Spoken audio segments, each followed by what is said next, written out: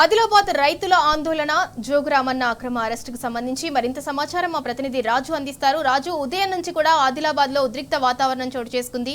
మాజీ మంత్రి జోగురామన్న మొత్తం వాళ్ళందరినీ కూడా అన్నదాతలని జోగురామన్న బృందాన్ని మొత్తం కూడా పోలీసులు అరెస్ట్ చేశారు.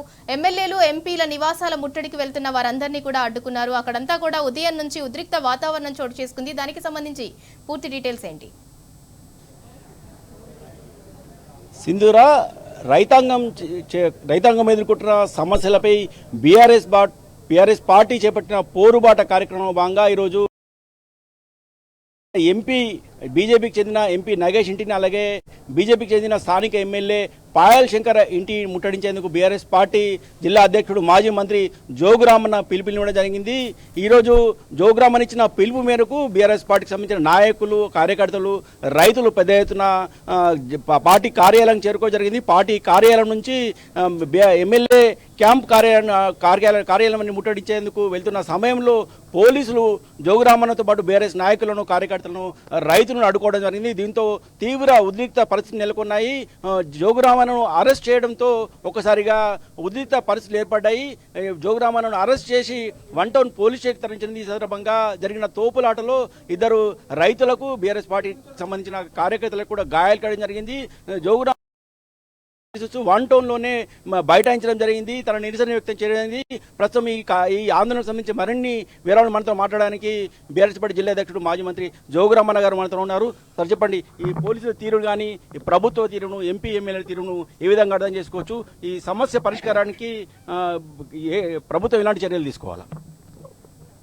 ఈరోజు ఏదైతే బీఆర్ఎస్ పార్టీ ఆదిలాబాద్ జిల్లా శాఖ రైతుల పక్షాన, రైతుల కొరకు, రైతులు పడుతున్నటువంటి ఇబ్బందులు గత 45 రోజుల నుంచి, అది పత్తి మార్కెట్ మొదలైనప్పటి నుంచి కానీ, సోయా కొనుగోలు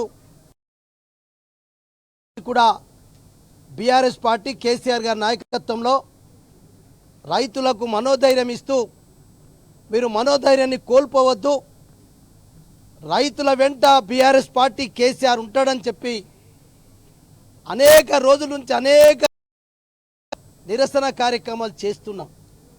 ఆ నేపథ్యంలోనే ఈరోజు మరి ఇలా ఎమ్మెల్యే, ఎంపీ ఇంటి ముట్టడి చేయాలని చెప్పి మరి బీఆర్ఎస్ పార్టీ పిలుపు మేరకు వచ్చినటువంటి రైతులందరూ కూడా పెద్ద ఎత్తున పాల్గొనడం జరిగింది. ఇలా పోలీసులు అతి ఉత్సవాన్ని ప్రదర్శించడం జరిగింది. పోలీసుల అతి ఉత్సవం చూస్తూ ఉంటే రాష్ట్రము, కేంద్రము కలిసి ఇవాళ రైతుల సమస్యల్ని అణచివేయాలి, రైతుల ఉన్నటువంటి సమస్యల్ని ఏ రకంగా ప్రభుత్వాల దృష్టికి పోవద్దని చెప్పి ఈ నిరసన కార్యక్రమాలు ప్రభుత్వాలు చూడకుండా ఉంచాలని చెప్పి మీరు ఎంతమంది పోలీసులు పెట్టి, ఎంతమందిని పెట్టి అణచివేద్దామని ప్రయత్నం చేసినా ఈరోజు మా రైతులందరం కలిసి ఈరోజు ఎమ్మెల్యే ఇంటి ముట్టడి జరిగింది, ఎంపీ ఇంటి ముట్టడి జరిగింది. ఇప్పటికైనా ఎమ్మెల్యే గారు, ఎంపీ గారు అర్థం చేసుకోండి. నువ్వు డ్రామాలు చేసుడు మానుకో అని చెప్పి ఎమ్మెల్యే గారికి చాలా రోజులు చెప్తున్నావు. నీకు ఇలా చెనాకా కోట ఇలా జ్ఞాపకం వచ్చిందా? చెనాకా కోట 2 ఏళ్ళు అయింది మీ ప్రభుత్వంలో, నువ్వు ఎమ్మెల్యే గెలిచినావు. నీ ప్రభుత్వం లేకున్నా నిన్ను ఇక్కడ ఎమ్మెల్యేగా గెలిపించిండ్రు. నువ్వు 2 ఏళ్ల నుంచి భూములు కోల్పోయినటువంటి రైతుల గురించి పట్టించుకోకుండా ఇయ్యల్ల 45 రోజుల నుంచి తీవ్రంగా ఈ 2-3 రోజుల నుంచి అయితే మరి రైతులు ఇంత పెద్ద ఎత్తున రంగు మారిన ధాన్యం, సోయాబీన్ కొనాలని చెప్పి కొన్నటువంటి పంటలు 3 మెన్ కమిటీ, కలెక్టర్ పెట్టినటువంటి కమిటీ ద్వారా కొనుగోలు చేసిన పంటలన్నీ కూడా రిటర్న్ తిరిగేస్తున్నాయి. తిరిగి రైతుల దగ్గర ట్రాక్టర్ ఛార్జీలు, రైతులు ఆత్మహత్యలు చేసుకొని చచ్చిపోతున్నారు అని చెప్పి పత్రికల్లో, టీవీలలో వస్తుంటే ఈ సబ్జెక్ట్ని నువ్వు డిబేట్ చేయడానికి కొరకు ఈ ఆదిలాబాద్లో రైతాంగం చేస్తున్నటువంటి సమస్యలని పక్కదారి పట్టించే ప్రయత్నం చేస్తున్నావు ఎమ్మెల్యే గారు. అందుకొరకే నువ్వు పెద్దగా అసెంబ్లీలో మాట్లాడతావు కదా, అసెంబ్లీలో మాట్లాడినప్పుడు మీ పార్టీలో అందరూ సోషల్ మీడియాలల్లో ఇగో మా ఎమ్మెల్యే అట్లా మాట్లాడిండు, ఇట్లా వీకిండు, అట్లా చేసిండు అని చెప్తారు కదా. మరి ఇలా సోయాబీన్ రైతుల గురించి, ఇలా పత్తి రైతుల గురించి నువ్వు ఇలా బీజేపీ పార్టీ నుంచి వాయిదా తీర్మానం ఇవ్వచ్చు కదా. అసెంబ్లీలో వాయిదా తీర్మానం ఇచ్చి నువ్వు ప్రభుత్వాన్ని డిమాండ్ చేయొచ్చు కదా. మీ బీజేపీ పార్టీ 8 మంది ఎమ్మెల్యేలు దాన్ని వేయకుండా, దాని గురించి మాట్లాడకుండా చెనాక కోట రైతుల్ని ఒక 20-30 మంది తీసుకుపోయి ఇంత పెద్ద మంది, ఇంత రైతులు, ఇంత సమస్యలతో ఉన్నటువంటి ఈ రైతుల సమస్యలు కావా? వీళ్ళు బాధపడుతున్నది నిజమైన బాధ కాదా? ఈ ఆదిలాబాద్ రైతాంగం ఇక్కడ అయితే చేస్తున్నారో సోయాబీన్ పత్తి రైతులు, వీళ్ళని కోట్లు వేయలేరా? వీళ్ళ గురించి ఎందుకు అడుగుమంటే నువ్వు పక్కదారి పట్టిస్తే ప్రయత్నం చేస్తున్నావు. మరి ఎందుకు ఈ ఇష్యూని అసెంబ్లీలో మాట్లాడతలేవు? డ్రామాలు చేస్తూ ఉన్నావు. మొన్ననేమో తుమ్మల నాగేశ్వరరావు గారికి ఇస్తావు, నిన్ననేమో ముఖ్యమంత్రికి నవ్వుకుంటే దరఖాస్తు ఇస్తావు. అంటే నీ కపట ప్రేమ. రైతుల సమస్య ఇంత బర్నింగ్ ఇష్యూ, రైట్. ఇంత జ్వాలగా మండుతున్నటువంటి విషయంలో నవ్వుతూ ముఖ్యమంత్రి గారికి ఇస్తాం. ముఖ్యమంత్రి గారేమో, రాష్ట్ర మంత్రి తుమ్మల నాగేశ్వరరావు గారేమో కేంద్రం కొనాలని చెప్పి లేఖ రాస్తాడు. నువ్వేమో తుమ్మల అడుగుతున్నాం, ఇలా కేంద్రం కొంటుందా రాష్ట్రం కొంటుందా? మీ మంత్రి చూపల్లి కృష్ణారావు వచ్చినాడే మీ కేంద్ర మంత్రి కిషన్ రెడ్డితో మాట్లాడిన రైతు నాయకులు ఏం చెప్పినావు? 2 రోజులలో తీపి ఖబర్ ఇస్తాను చెప్పినావు కదా. మరి ఏమైంది మీ తీపి ఖబరు? మీ కేంద్ర మంత్రినా, మీ కేంద్ర ప్రభుత్వాన్నా మరి గతంలో దాఖలాలు గతంలో లెక్కలు 2019-20లో కేంద్ర ప్రభుత్వం కొనకపోతే రాష్ట్ర ప్రభుత్వం మొత్తం కొన్నది.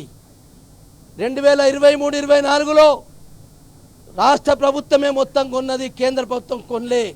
ఆ మధ్య కాలంలో రాష్ట్ర ప్రభుత్వం కేంద్ర ప్రభుత్వాన్ని తలలు పంచి మేము కొనిపించి ఇచ్చినాం. నువ్వు అట్లా చేస్తావా? రాష్ట్రం తల వంచి కొనిపిస్తావా?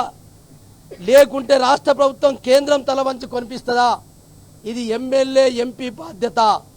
నువ్వు ఉట్టి విషయాలేమో అసెంబ్లీలో మాట్లాడి పోకడలు కొడతావు, పోదులు కొడతావు బిడ్డ. ఇయ్యనేమో ఇష్యూని అసెంబ్లీలో మాట్లాడుకుంటా చెనాక కోట ఇష్యూని అంటే 2 మంది రైతుల్ని కోట్లు వేయలేదా? హిందుత్వం గురించి మాట్లాడతావు. ఈ హిందుత్వంలో ఇలా 75% మంది రైతులు హిందువులు గారా? ఈ హిందువులు రైతులు అయినప్పుడు వీళ్ళు ఓట్లు మీకు వేయలేదా? ఇలా ముస్లిమ్స్ కొంతమంది రైతులు ఉండొచ్చు, క్రిస్టియన్స్ ఉండొచ్చు, కానీ 70% మంది రైతులు హిందువులే కదా. నువ్వు కూడా హిందూ ఓట్లతోటే గెలిచినని చెప్తున్నావు కదా. మరి ఎందుకు ఈ కార్యక్రమాలు చేస్తున్నావు అడుగుతున్నాం. అందుకొరకే ఎమ్మెల్యే ఎంపీ గారి డిమాండ్ చేస్తున్నాం. ఈ రంగు మారిన సోయాబీన్ ధాన్యాన్ని కొనిపిస్తావా? రైతు భరోసా ఈ సంక్రాంతి లోపల ఇప్పిస్తావా? 24 గంటల కరెంట్ ఖచ్చితంగా కావాలి. యూరియా యాప్ గురించి చెప్తున్నాం. షాపులో యూరియా లేదు, నువ్వు యూరియా యాప్ తోటి బుక్ చేసుకోమంటున్నావు.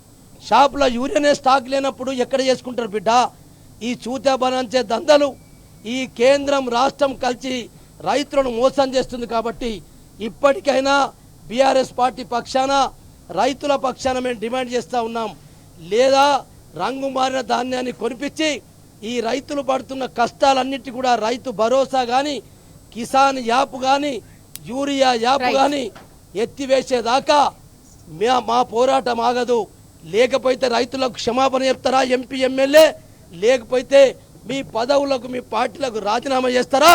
నువ్వే చెప్పాలని చెప్పి ఎమ్మెల్యే ఎంపీ గారిని బీఆర్ఎస్ పార్టీ పక్షాన, రైతుల పక్షాన డిమాండ్ చేస్తాము.